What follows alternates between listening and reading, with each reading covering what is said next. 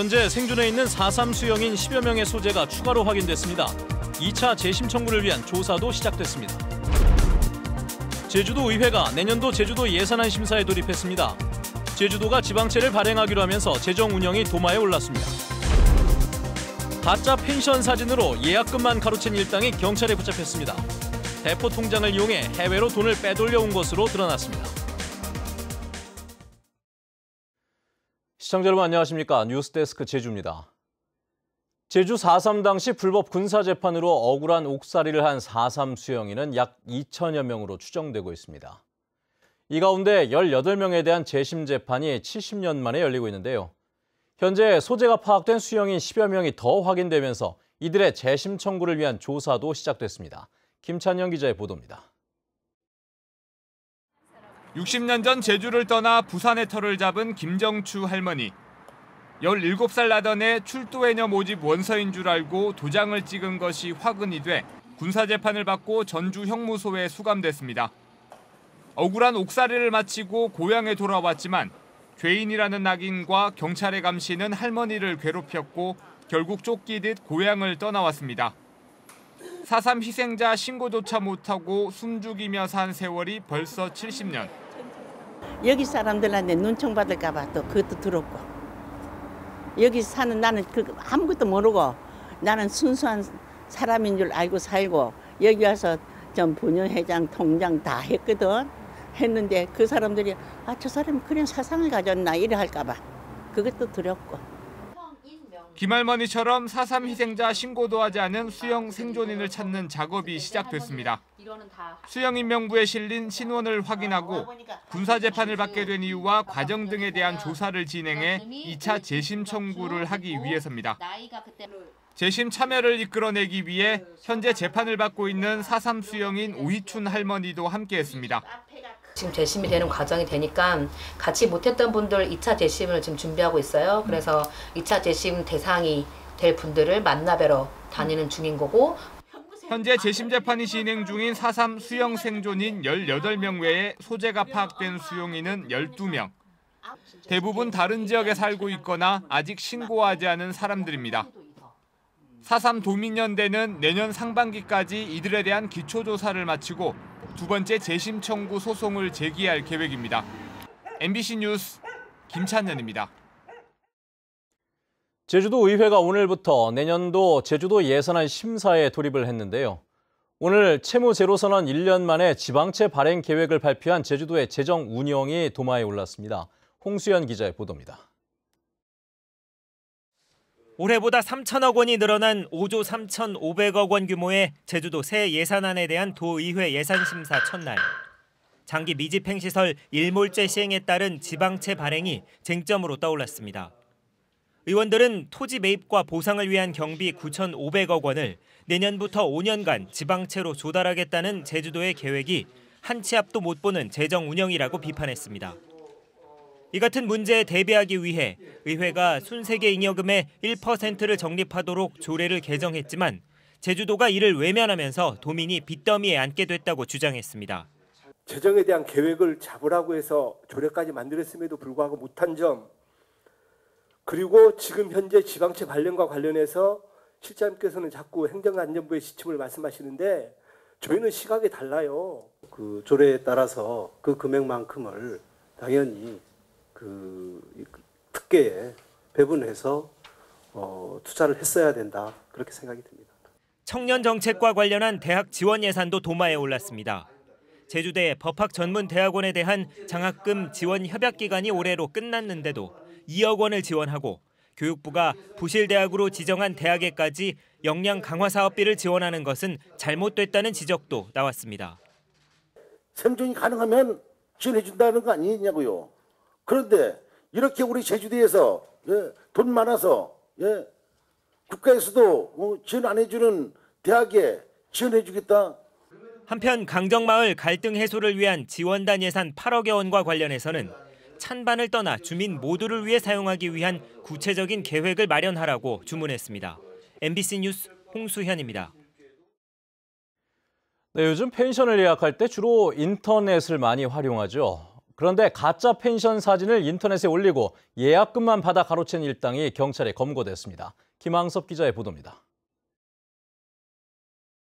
A씨는 지난 5월 여행을 온 친구와 함께 묵기 위해 인터넷을 통해 서귀포시 안덕면의 한 펜션을 예약했습니다. 주소를 찾아 도착했지만 예약한 펜션은 찾을 수 없었습니다. A씨가 실제로 찾아온 펜션은 인터넷 사이트에서 예약한 펜션과는 전혀 다른 곳이었습니다. 27살 서모 씨가 다른 지역에서 운영 중인 펜션 사진을 도용해 가짜 홈페이지와 후기를 만든 뒤 예약금만 받고 잠적한 겁니다.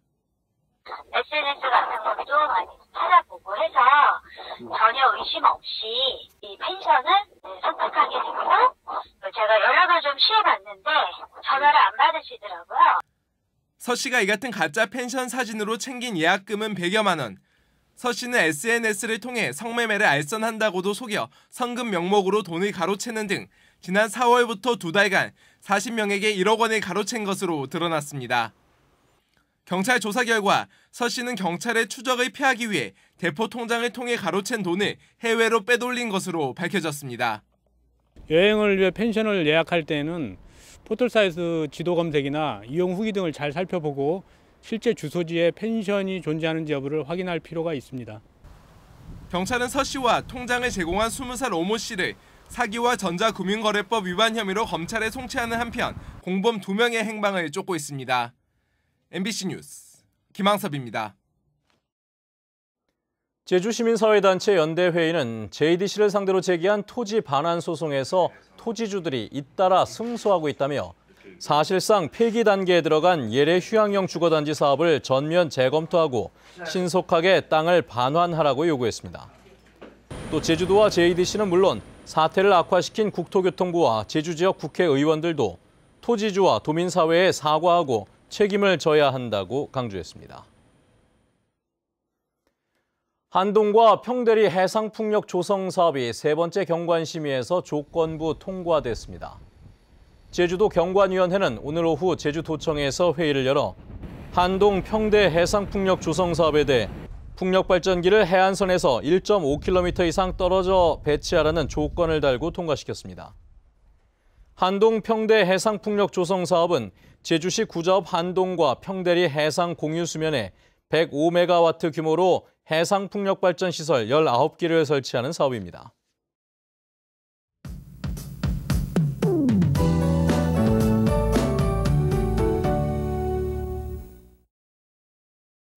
네, 주말인 내일은 대체로 흐리겠고요.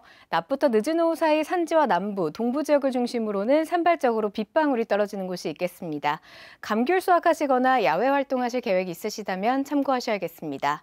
모레 일요일에는 고기압의 가장자리에 들어 가끔 구름이 많겠습니다. 아침 기온은 12도로 출발해서 낮 기온 18도로 오늘보다 5도가량 높겠습니다. 다음은 자세한 지역별 날씨입니다. 내일 아침 흐린 가운데 기온은 9도 내외로 평년과 비슷하겠고요. 낮에는 빗방울이 떨어지는 곳이 있겠고 기온은 18도 안팎으로 전망됩니다. 내일 낮 동안에는 남해서부 먼바다를 중심으로 일시적으로 돌풍이 불면서 물결이 높게 일겠습니다. 항해나 조업하는 선박은 주의하셔야겠고요. 당분간 천문조에 의해 바닷물의 높이가 높은 기간입니다. 해안가 저지대에서는 만조대 침수 피해와 안전사고에 유의하시기 바랍니다. 주간 날씨입니다. 다음 주 월요일 오전에는 비가 내리겠고요. 비가 그치고 나면 기온은 더 떨어질 것으로 전망됩니다. 감기 걸리지 않도록 건강관리에 유의하셔야겠습니다. 기상정보였습니다. 제주시 일부 지역의 초등학교 통합구역이 조정됐습니다. 제주시 교육지원청은 화북 이동 일부 지역을 화북초등학교에서 삼화초등학교로, 회천동은 삼양초등학교에서 봉계초등학교로, 애월읍 고성 1, 2 일부 지역은 하귀초등학교에서 광룡초등학교로 내년부터 통합구역을 조정한다고 밝혔습니다. 교육지원청은 읍면 동장 의견을 수렴해 통학 편의와 학급 편제 타당성을 종합적으로 검토했다고 밝혔습니다. 올겨울 제주 지역의 기온은 평년과 비슷하겠지만 갑작스런 한파나 폭설의 가능성이 클 것으로 보입니다. 제주지방기상청은 겨울에도 약한 엘니뇨의 영향으로 아열대 고기압이 우리나라 남쪽에 유지되면서 기온은 평년과 비슷하겠다고 예상했습니다. 다만 북극 해빙 면적이 평년보다 적어 고위도의 찬 공기가 유입되면서 초겨울인 12월에 갑작스런 한파와 폭설의 가능성이 높다고 설명했습니다. 오늘 새벽 6시 반쯤 서귀포시 안덕면 광평교차로 부근 평화로에서 1톤 화물차가 트랙터를 들이받으면서 트랙터 조수석에 타고 있던 61살 박모 씨가 숨지고 트랙터 운전자 56살 이모 씨 등 2명이 크게 다쳤습니다. 경찰은 화물차가 앞서가던 트랙터를 들이받은 것으로 보고 정확한 사고 경위를 조사하고 있습니다.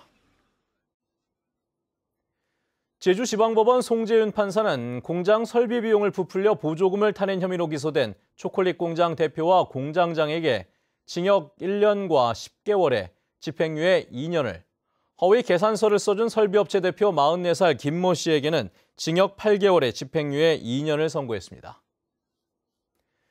뉴스데스크 제주였습니다. 여러분 고맙습니다.